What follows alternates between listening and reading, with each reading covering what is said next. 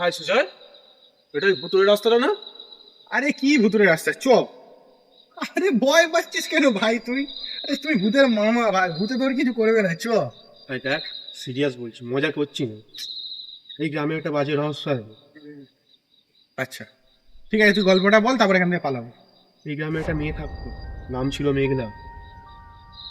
তার সাথে এই গ্রামের জমিদারেরা খারাপ ব্যবহার করে, এবং পরের দিন গ্রামের মানুষকে তাকে অপমান করে আর তার উপরে হাত তুলে, জানি। তার জন্য এই গাছের কাছে।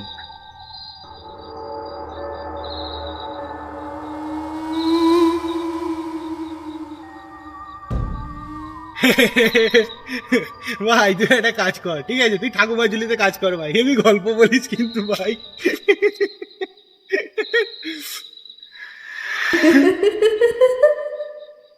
মেয়েদের মতো হাসছিস কেন?